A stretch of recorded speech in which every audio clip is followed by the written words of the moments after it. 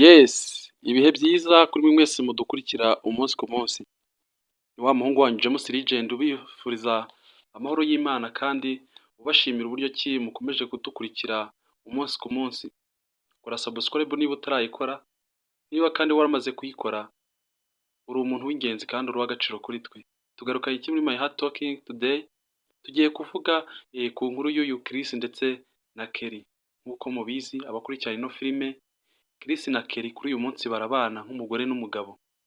Nubwo babana muri struggle zikomeye, muragira ngo murabyibuka ko uyu Kelly yari yarashakanye n'uwitwa Willy, akaza kumuprovoka bitewe n'uko yamushyiraga ku nkeke amubaza uwamuteye inda, ndetse bigakubitiraho n'uko yigeze gutuma uyu mukobwa ashimutwa.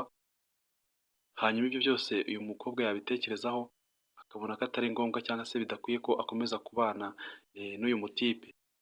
Yaje kwikundanira rero na Chris nk'uko n'undi bari basanzwe bakundana before yuko ajya kubana n'uriya mugabo.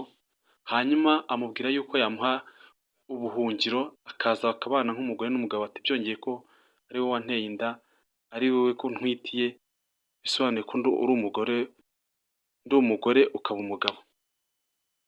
Wow! Kuri uyu munsi rero Chris araryoheye mu rukundo, ariko nanone afite ibibazo byinshi byo gukemura. Mwibuke ko Chris uyu nguyu yakundanaga na mushiki wa Willy.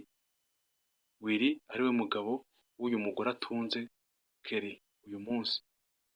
Urumva hagati ye na Willy hari fight, kandi nanone hagati ye na Queen nayo ho hari fight.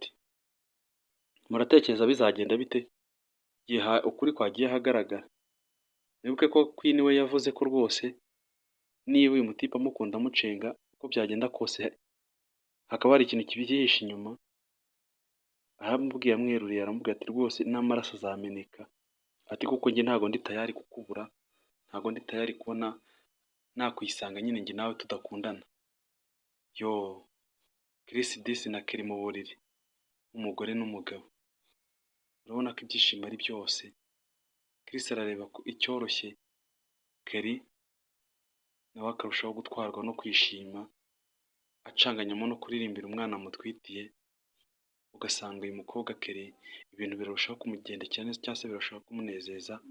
Hakubitiraho na care rero uyu Chris atanga, ngira ngo murabizi ko ari umunyamakeya, ni umuntu uzi gutanga care, ni umuntu ushobora kugukomveka ibintu ugahita wumva urabikunze cyane, kabone n'ubwo wenda utaba wabyiyumvagamo before. Chris ngira ngo murabizi ko azi kuryoshya urukundo mu buryo bumwe cyangwa ubundi. Guys, muratekereza rero ibintu bizarangira bite? Ese bizarangira Queen kuko azibukiye akareka uyu mutipe byoroshye akikundanira na Kelly? Ese nibimara kumenyekana koko uyu Chris ari we ufite uyu Kelly bizagenda bite? Bariya bavandimwe ntago bazagirira nabi Chris? Guys, mume comment mumbwire ari wowe uko ubibona, icyo wakora, ndetse ugire n'inama watanga. Hanyuma rero ubwo mukomeze mutere comment mumbwire n'iyindi nkuru mwifuza ko twavuga ubutaha. Ni James Legend nk'ibisanzwe, ndabakunda cyane. Imana y'u Rwanda ihorane